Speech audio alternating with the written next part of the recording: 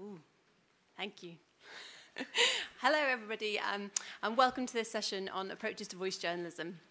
We're really pleased that you can be with us here today, and we're so excited to see so many of you in the room.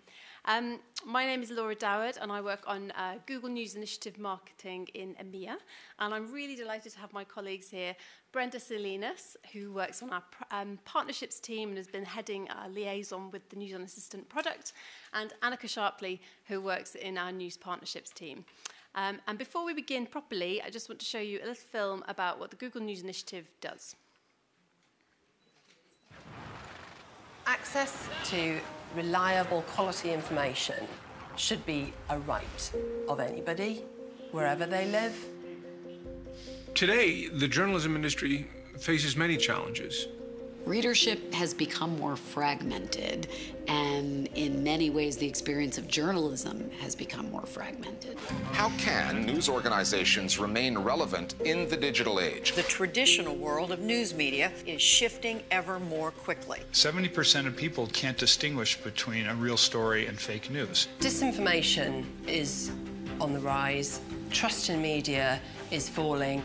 Journalists are having to do more with less. A lot of these solutions will come from the journalism industry and the tech industry working together. So we're announcing the Google News Initiative, our effort to enable journalism to thrive in a digital age. It will enable new models for sustainable journalism, elevate quality journalism, and ensure that technology allows journalists to do their jobs even better.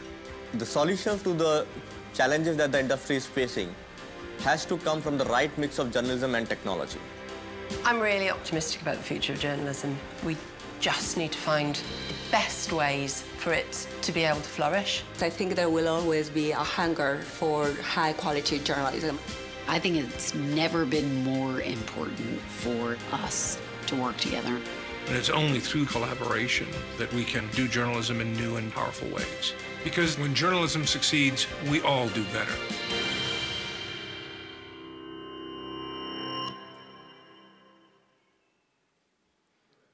Great, we've got the video working in the end. Thought it was going to be a full-on audio experience for a minute then.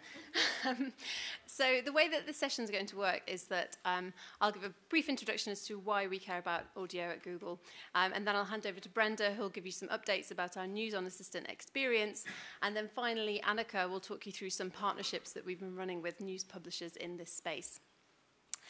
So before that, why are we interested in this technology tool at Google? Well, our company mission is to organize the world's information and make that information universally accessible and useful. And that same ethos runs through every single product that we make at Google. So if we think about the early days of Google search and 10 blue links on a page, I think everybody can agree that we've come a really long way with the current search experience.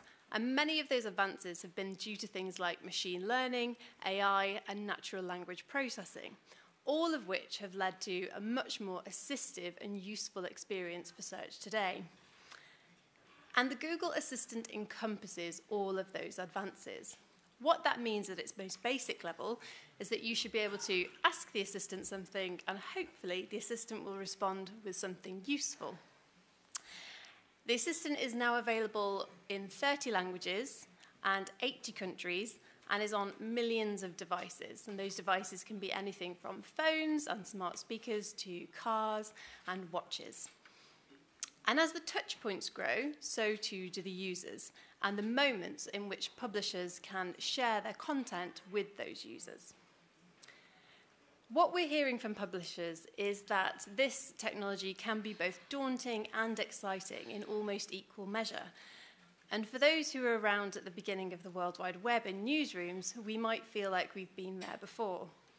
But in truth, it could feel even more challenging, because this isn't a case of simply moving a story from print onto a screen. It's actually a disruption in the traditional linear storytelling narrative that traditional news used to be. So the question that we're often asked is, how can newsrooms with limited audio experience in newsrooms understand what the opportunities are for this technology?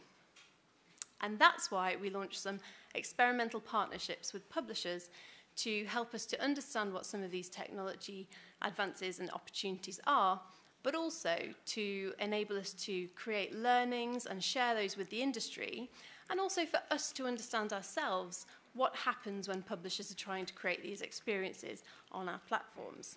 And Anneka's going to share those later. So we are excited because we think that the possibilities for this tech could be really enormous. We know from the Reuters 2018 Digital News report that young people are increasingly interested in getting news via audio.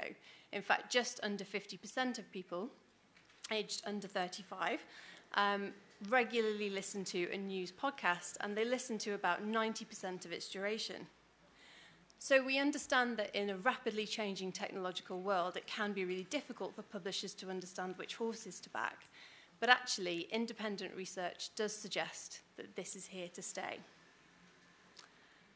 Audio journalism also represents an opportunity for news organisations to engage with readers in different ways. So if anyone like me has listened to a podcast and found themselves quite embarrassingly standing on the street crying their eyes out because of a particularly touching story, you'll know about the power of a podcast to create empathy with readers. And the assistant can be about connecting you to the headlines when you've got a spare couple of minutes, but it can just as equally connect you to slower news and deeper news. It also offers new moments for users to engage with the news. So whether that's when you're cooking dinner, when you're commuting, or simply if you're just trying to get away from screens for a little while, audio can and should be a way for publishers to talk to readers in new ways and at new times. And many of the experiments that Anneka's going to talk you through give readers choice and power. It gets them closer to the journalists behind the stories. Interacting in a more conversational way is a much more human and complex relationship than that which exists already between the journalist and the reader. And this is important because at a time when business models are gravitating towards membership and subscription models, anything that can get readers closer to your unique brand of journalism really do matter. So we at Google really do care very deeply about news and ensuring that quality content is widely available as part of a healthy online ecosystem. And through partnership, collaboration, and with a focus on innovation, we want to go on this journey together and make the most of the opportunities afforded by this great new technology. I'm now going to pass over to Brenda, who's going to talk to you more about the News On Assistant experience. Thank you, Laura. So I want to start by taking you on a journey all the way back to 1996. Can we present the slides? There we go. So this is what the homepage of the Wall Street Journal looked like in 1996. It was clunky, it wasn't user-friendly. Look at all the questions people have. They're very familiar to the world of audio. This is where I think we are in terms of the audio internet.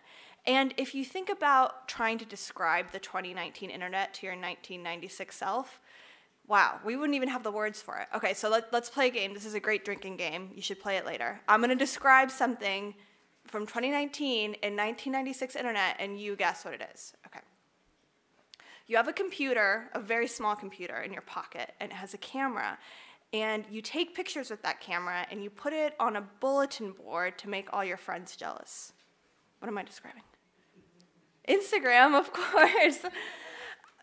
We wouldn't have the words to describe this interconnected internet where you can do anything from a little computer in your pocket. So even the most creative among us can't fully predict how this audio internet is going to shape out. What we do know is that it's very exciting and there are a lot of opportunities here. What we do know is that voice is becoming the new normal. So these are some very common queries, and you can see over the years how they've become more and more common. So as someone says, you know, call mom or play the next episode, and it works for them, they do it more and more. That second of magic where something happened and you didn't have to press 3 buttons, it's addictive. Think about how many remote controls are in your parents' house. Like, my parents probably have 4 for the same television, right? That's not going to be a problem that our children are going to have because there's no need. You'll be able to talk directly to a machine. The one interconnected device that I really want is a microwave. Nobody knows how to use a microwave, okay? Does anybody do anything other than add 30 seconds over and over? Wouldn't it be great to tell the microwave, like, hey, I have a small bag of popcorn, or this is a fish I need to thaw, or whatever? Like, wouldn't that make more sense? I think, that's the future that I'm imagining. And the voice assistants are really going to change the world, and we think at Google that news is a really important part of that experience, because when somebody asks Google verbally, what's the news, they expect an audio response. So clearly, radio is an important player in this space. Audio is an important player. And before coming to Google, I was a longtime broadcaster and podcaster at National Public Radio. So News on the Assistant is very near and dear to my heart. I could talk about it all day, but I only have 20 minutes. So let's talk about where we are now and where we're going. One more sort of analogy for you. The way that I describe the Google Assistant is like the genie in the bottle. So the assistant is a genie, and the bottle is a different surfaces, right? It's the home, the hub, the watch, everywhere. So I think that's a useful analogy to think about the ubiquity of this device. We want it to really be everywhere where you expect it to be. Okay. And people ask the Google Assistant all sorts of questions, from how do you fix a dripping tap to questions about the world around them. And right now, the Assistant, when it comes to news, it delivers a really great experience for the fans you already have. If people know how to ask for your live stream or your podcast, but back to the magic analogy, people have to know the magic spell right now. They have to know to ask for you by name, because discovery is really broken. And I've noticed this more with adults than children. I feel like we almost want the device to work before we interact with it. We're a little nervous about it. And you have a kid, you have a child, and you've told me how kids, if you've really seen kids engage with these assistive devices, it's really amazing, because they don't have that shame, right, that we have. He asked it to talk to 123 the other day. Never done that to me. Yeah, kids will say, okay, Google, they don't even know what they want to say. They're just so excited to interact. And I think as adults, we need a little bit of that too, because of machine learning, because of artificial intelligence, the more that we use these devices, the smarter and smarter they get. So sometimes people will tell me oh, I asked Google that and it never works. I'm like, well, have you tried recently? Because, it might. We're the ones who are making these things smarter. So back to News on Assistant. If people know how to ask for you, if they know your podcast name, if they know your live stream, it's really easy to be on the Google Assistant. But if they don't know, well, that's the hard part, and that's what we're trying to solve. So right now, you can explicitly participate in News on the Assistant by making your content available on Google Home devices, like the smart displays. Those are the ones with the screen, and the Home Mini. If you have audio feeds of content, like bulletins or single topic stories, you can submit those via RSS feeds. That's an open standard, and those can be played when a user asks a general news query or for your content by name. Now, if you don't have audio feeds, and I know there are a lot of print publishers here, one thing you can do is use something called Speakable Markup. It's like an extension that you have on your publisher channel online. And what it does, it enables the assistant, the Google Assistant robot text-to-speech voice, to read parts of your articles as an answer to a news query. So I think that's a really great place to start if you're a print publisher and you're kind of interested in experimenting in this space, but you don't have a lot of bandwidth. That's something that you can do right now. And we think all the current experience, it's a really good start, and we are seeing more and more people use the assistant to get their news every day. But there's so much more that we want to do, and we are doing that in partnership with the industry, in partnership with you. And I want to tell you about the future that we're working towards, because I think it's really exciting. The future. Sure. We are assembling the building blocks of a great audio news experience. And what we've realized is that this relies on single topic stories. So the same way that, as on Google News, you don't get the whole front page of an article. You get the whole front page of a newspaper. You get those individual atomized articles. That's what we think the audio Google News should be built on as well. So this allows a personalized algorithm to prioritize articles based on what's most important to each user. And these single topics, these atomic units, allow us to power 3 different experiences with the very same content. So the first is a personalized audio news briefing that's triggered when somebody asks the Google Assistant to play them the news. So that's what we're calling the discovery channel. And what we want is to give people a sample of different content that resonates with them so that they know, oh, I haven't heard of this publisher, or I didn't know that this newspaper had a podcast. We're seeing this as a buffet so that people can really go different places from there. And you can think of it just as an audio form of a news feed. And stories, we hope, will be interspersed with calls to action from publishers based on what they want that listener to do after hearing their story. So the single topic stories also powers a second experience, which is query responses. So when a user asks the assistant, what's going on with Brexit, or what's going on with Meghan Markle's baby, the important issues of our time, they'll get a sound-rich audio story instead of that text-to-speech markup that I talked about before. Now, the single topic stories also enables the third experience, which I'm most excited about, which is a publisher channel. We're experimenting with publisher channels that will be controlled by the publisher, like a Google News edition on the Google News app. And publishers will be able to say, for example, every listener that gets to our feed needs to listen to these top 5 stories, and then we'll apply a personalization algorithm. We really want that to be in the hands of the publisher. And that allows every publisher to have an action on Google that's easily discoverable without having to invest a bunch of developer resources in making their own. But this action is very straightforward. It's just a way to navigate content. Next one. If you've worked with Google on anything before, you'll recognize our following product principles. We're building an open ecosystem, and this is more important than ever. If you follow the world of podcasting, you'll know that there are a lot of platforms that are prioritizing walled garden content. That's not what at Google we want to do. We are a child of the open web, and we think users are better off when things are open. We want to drive discovery while informing and delighting our users and our listeners, and we are exploring sustainable business models that fit publishers' different needs. Whatever we build, we're very creative on the product side. We want to be equally creative on the business side, because for this product to stand the test of time, it really has to work for the industry. And what we've heard about how users respond to news they receive from smart speakers and other assisted devices is pretty clear. They want shorter updates, and they want their devices to know when they need new information. They don't want repetitive experiences. So we're envisioning that this product will be like Google News, but for audio, and the product will know what stories you've already read or heard about because it'll be a signed-in experience. And it'll know when you need an update rather than an explainer. It's really important to us as people who come from radio to build a product that's conversational and sounds really beautiful. And we want to help users. Understand when they can interrupt us and help them know that they can pivot to other content to find the publishers that they prefer.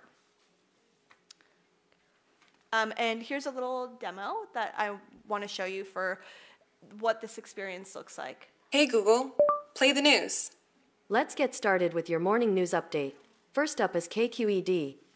This is the California Report. I'm Lily Jamali. And I'm John Sepulveda. We're going to head to space now. I love when we do this.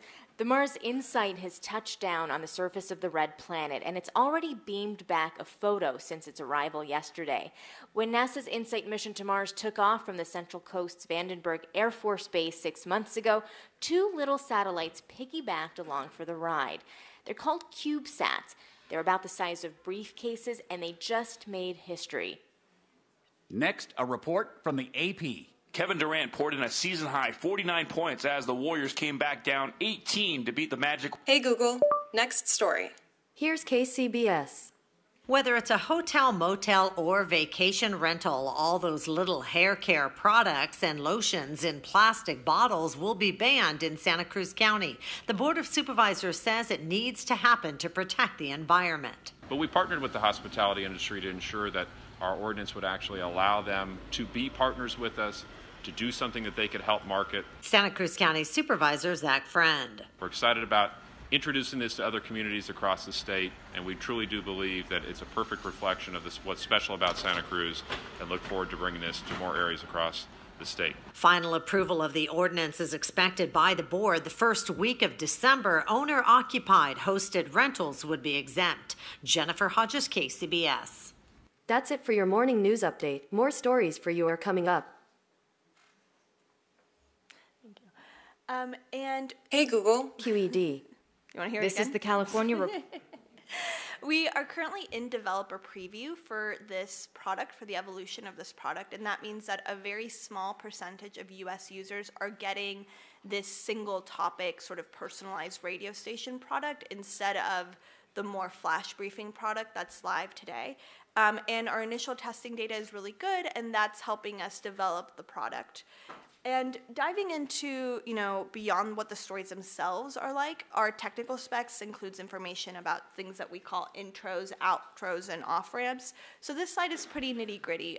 What it means is, when you're on Google News, you know exactly what story is coming from what publisher. You know whether it's an opinion. You have these headlines. You have these sort of markers around it. And we're experimenting with what that is like for audio. How can we make sure that we're not disintermediating publishers, that every user knows this is who is speaking at the moment? And with off-ramps, it's sort of these call to actions. Like, when we go back to the 1996 slide, you see those links. What would it look like to have links in audio? Could you imagine what it would be like to fall into like a Wikipedia hole, Wikipedia rabbit hole in audio? Right now, there really aren't any links between audio, and that's something that we're experimenting with because we want this audio web to be really robust. And next slide. We are working on an analytics suite, and this is something that as a creator I'm very interested by. We want publishers to be able to have second-by-second analytics and to be able to measure their content against the industry average to really learn how to tell better stories and how to serve their listeners better. And now I will introduce Anneka. Hello. Oh, that's quite loud. I work on the EMEA marketing team for the Google News Initiative.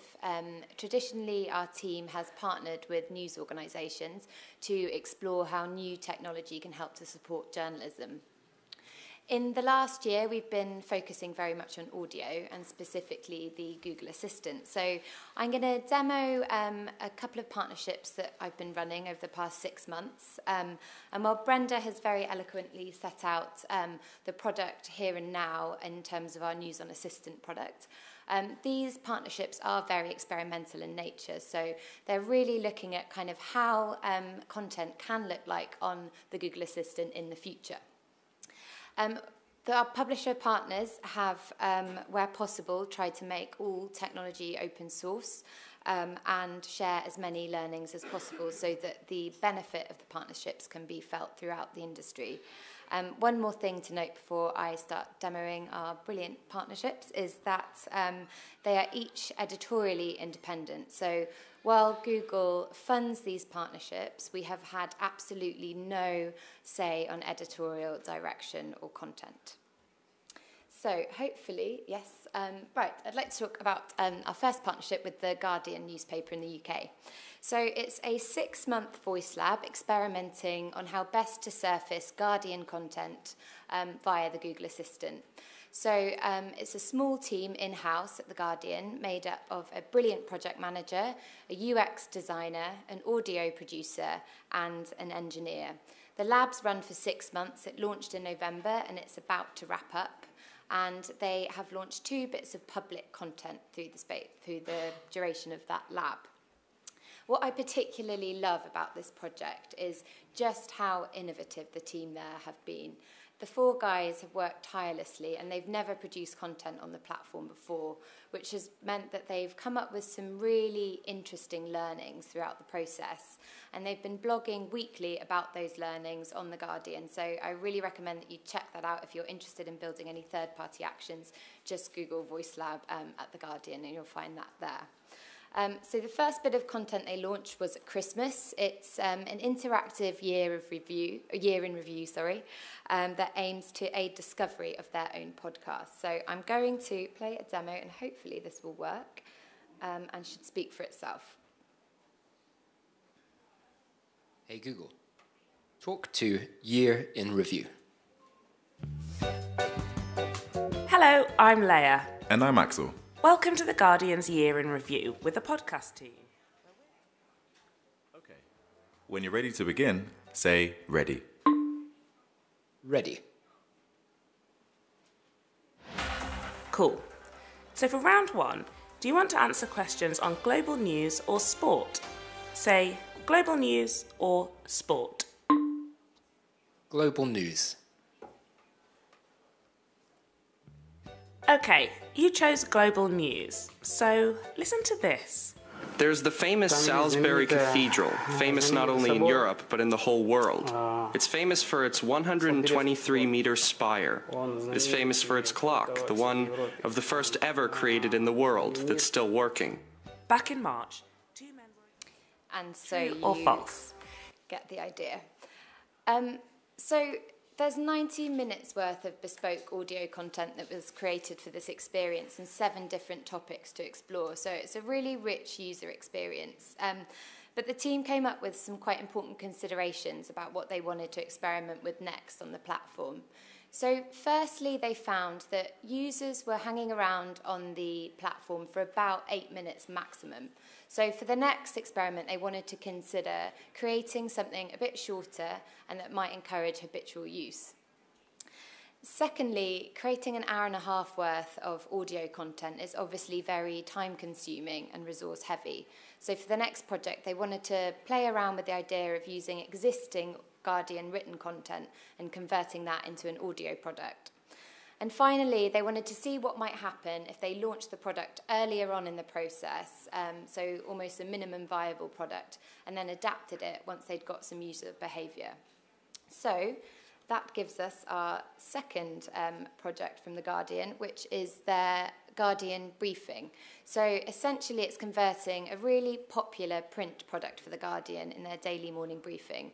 And it's a short audio version of this that users can access. It updates every day. So I'll just play it for you so you can hear. Hopefully that works.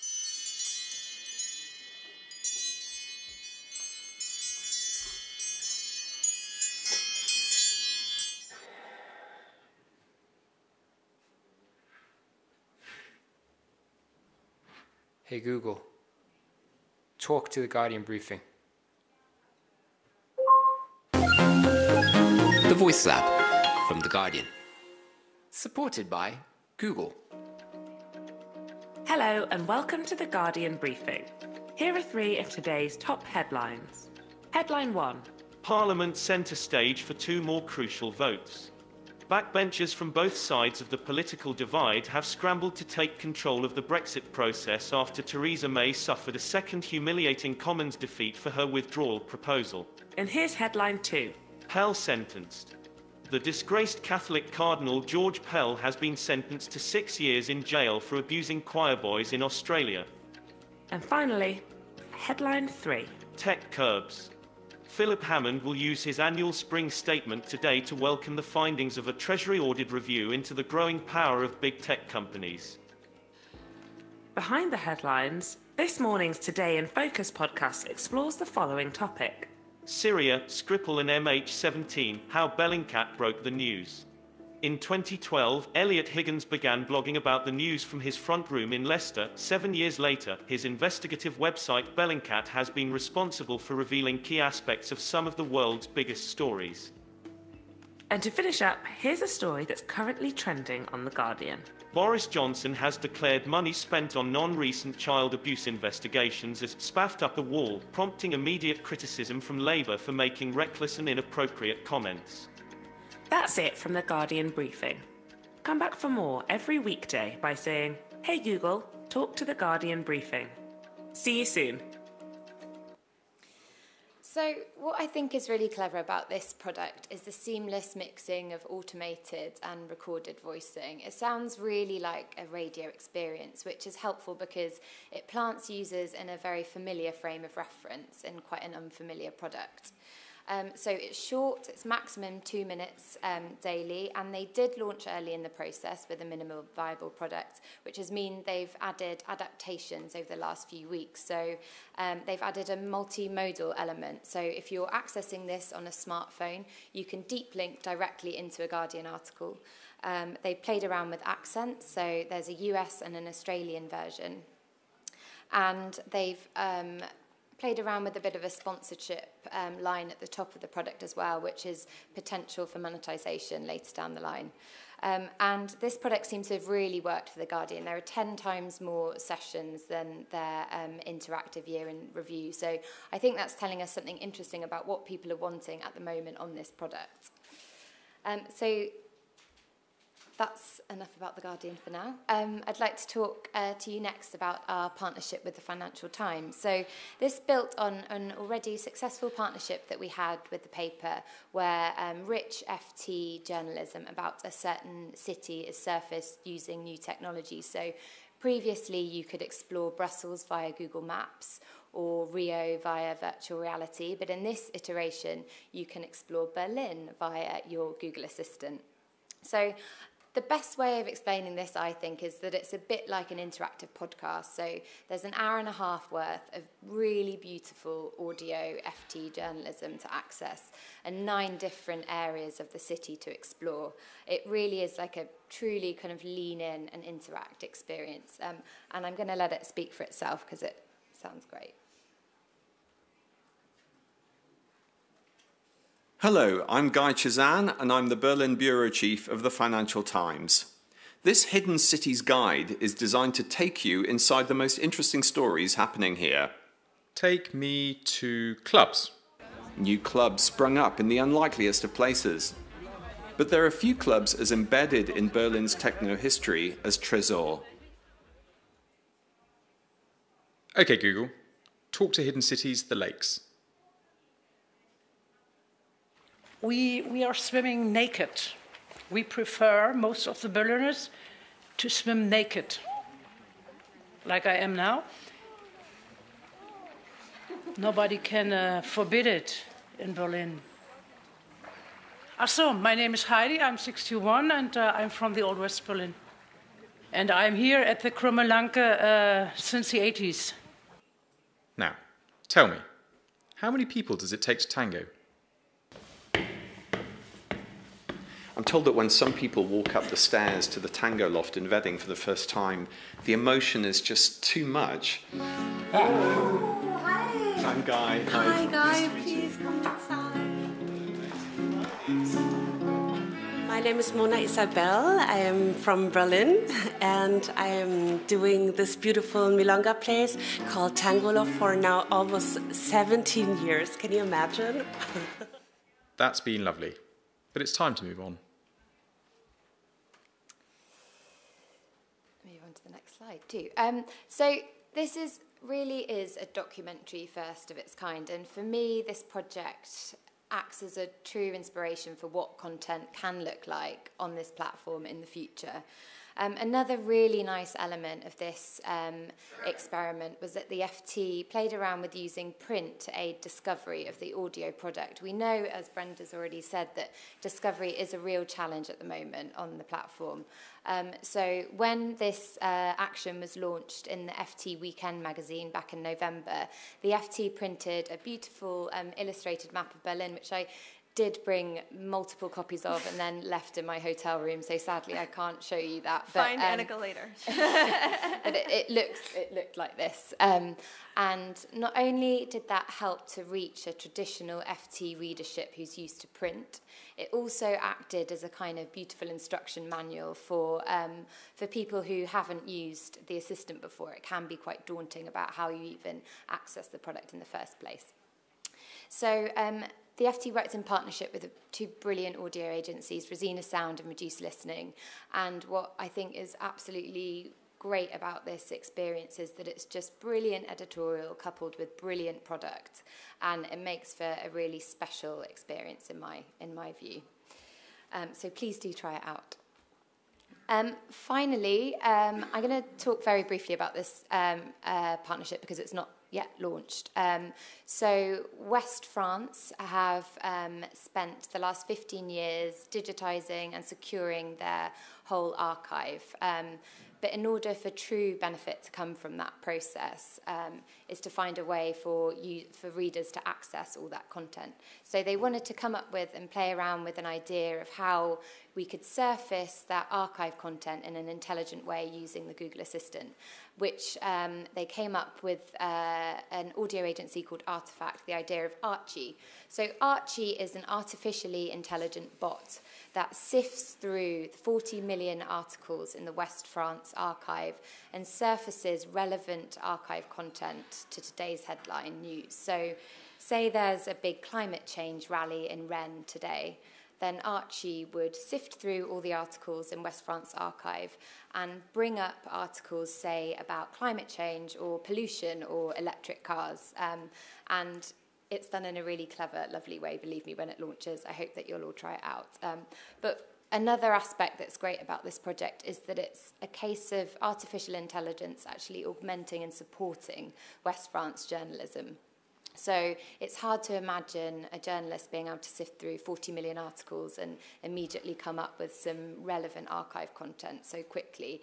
So, yeah, that's a particular element of the project that I really like. So I'll leave you with kind of three thoughts, which I've already touched on, but just to kind of reiterate.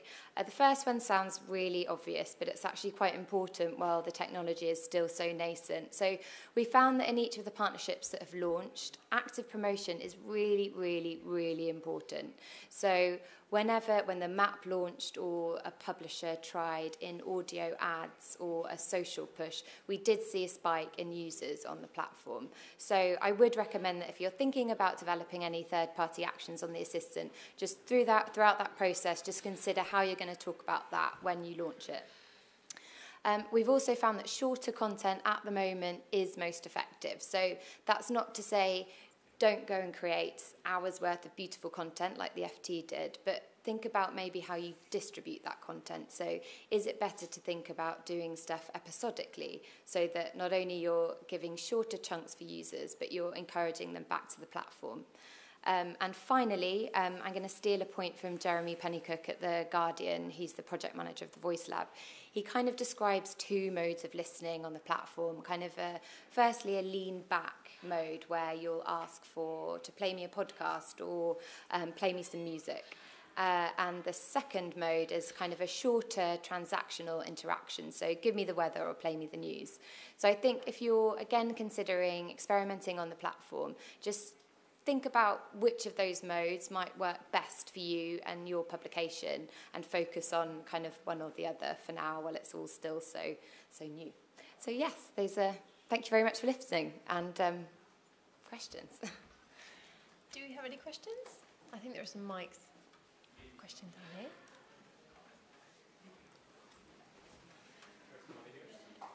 This lady in the front here.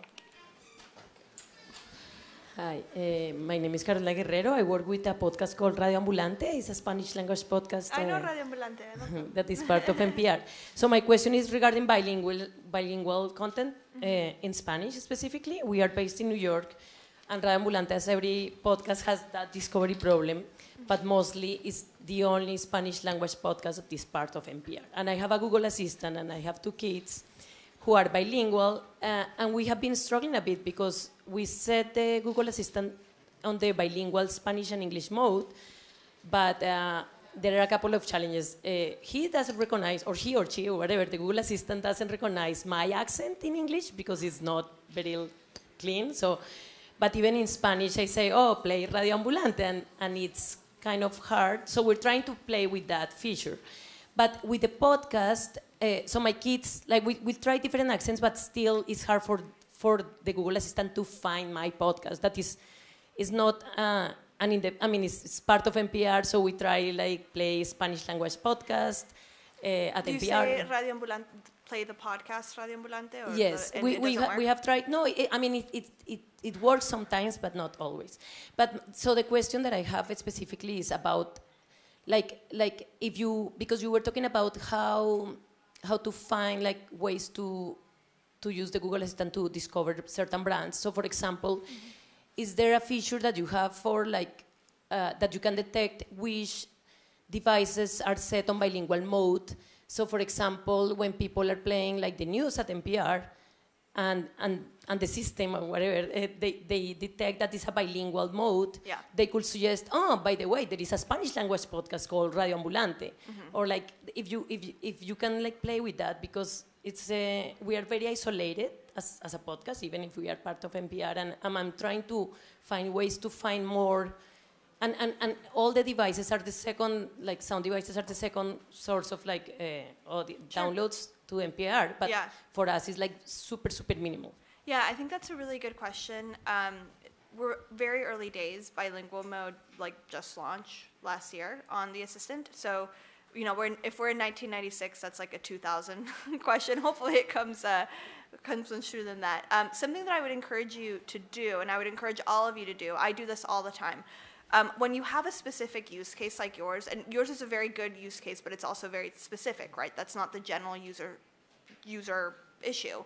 Something that you can do is just say, okay, Google, file feedback, and you talk to the assistant and you tell it what's going on, and that feature files a bug with the engineers. So that's a way for you directly to have influence on how the product is developing.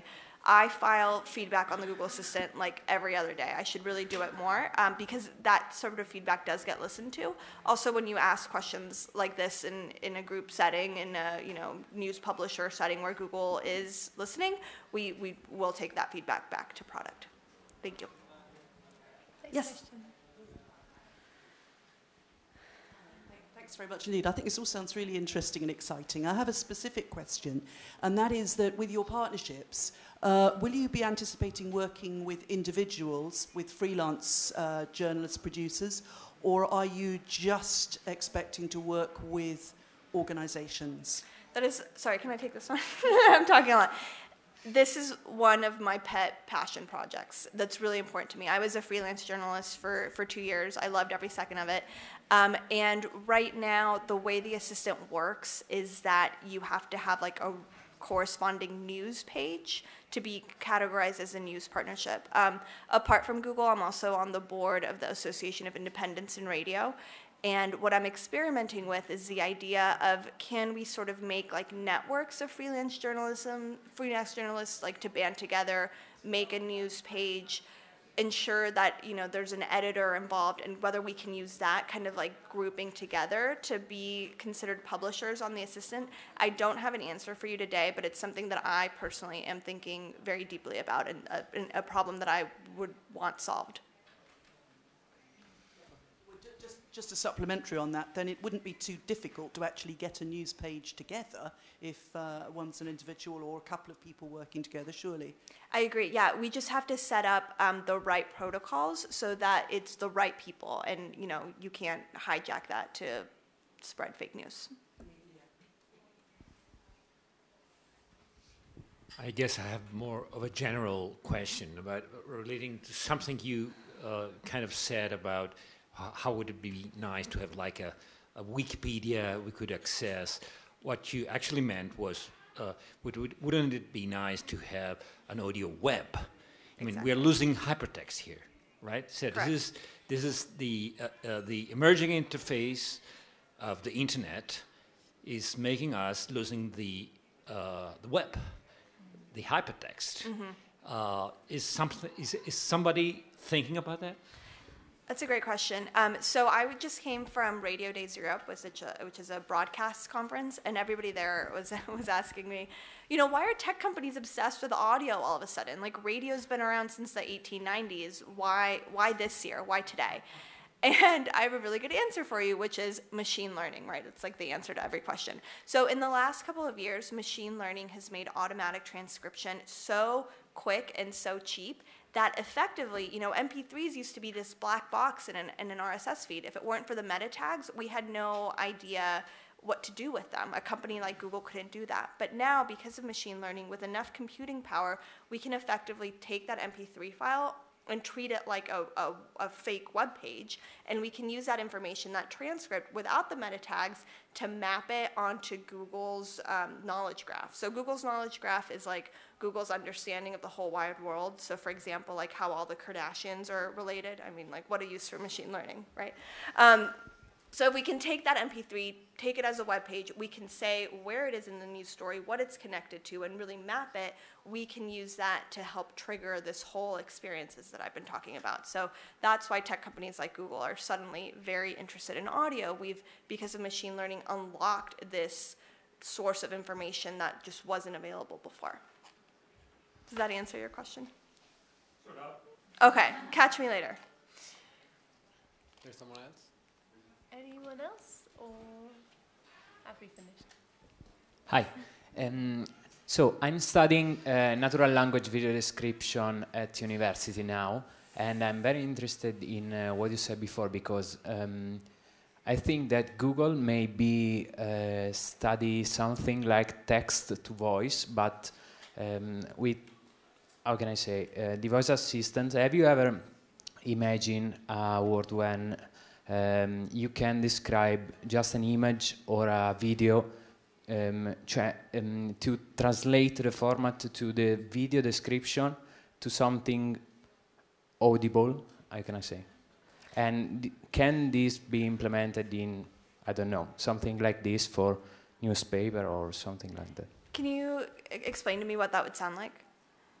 I mean, this is a very common practice in comics, because comics have a script, and you can know the exact thing on the comics by or read the comics or just look at the images. Mm-hmm. And so, for example, if I look at images of a lot of ships on the sea, how can an assistant like Google could describe this like, I don't know, southern, western, North Korea invade, I don't know, South Korea, or there are just some ships in the lake that's shipping?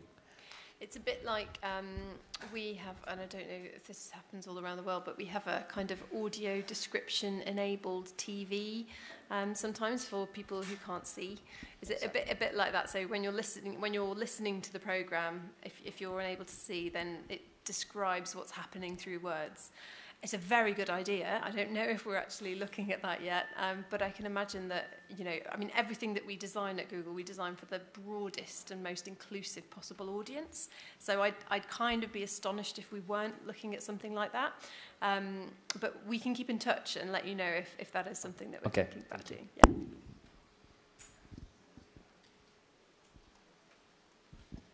Hey guys, nice presentation. David here. I come from Slovakia, a small country within Europe. So basically my question is like, okay, you said 30 languages. Is there an internal timeline you can maybe share when other languages, obviously we're in Europe, so you have dozens of languages here. I understand we are maybe not every country is a Western line country with a huge market potential, but still, any news you can share? Yeah, so we have a very big dashboard with many countries on it. So if you give me your card, I will follow up with you specifically. Yeah, these products do get developed for the US and an English-speaking market first. That's just because the engineers are based in Mountain View, California. But we do want to make products that work for everybody. So yeah, please follow up with me. Okay. Anything else? Oh, just one down here, I think, and then I think we're out of time.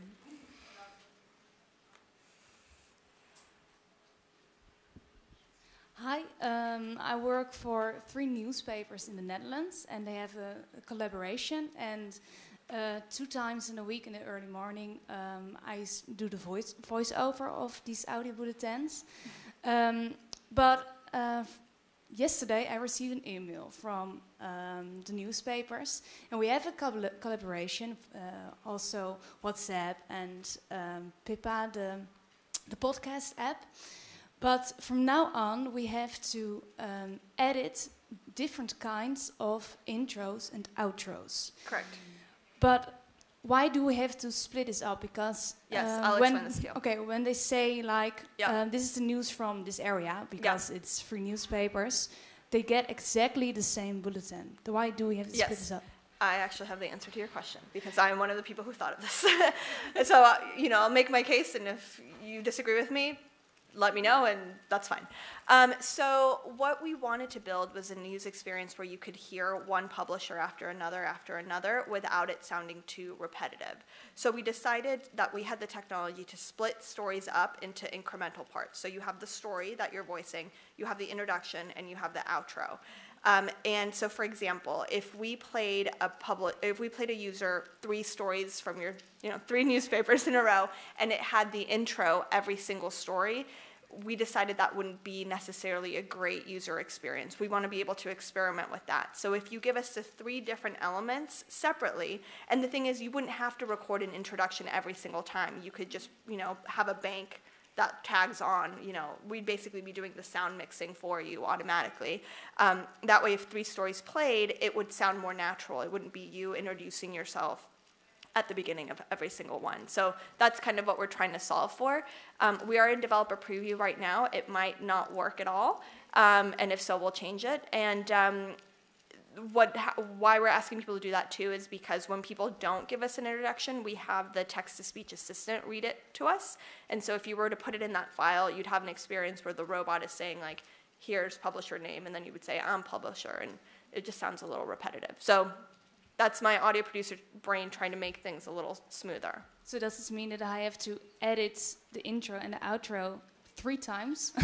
So you should be able to just provide a bank of intros and outros so that you actually never have to do the intro or the outro again. Okay, thank you. But follow up with me directly, because if you're being told differently, that's not what I intended. I will check. Okay, great. Thank you. Okay, thank you so much, everybody, for coming. We're really grateful. Enjoy the rest of the festival, and good luck with the rain. Yeah, catch us later.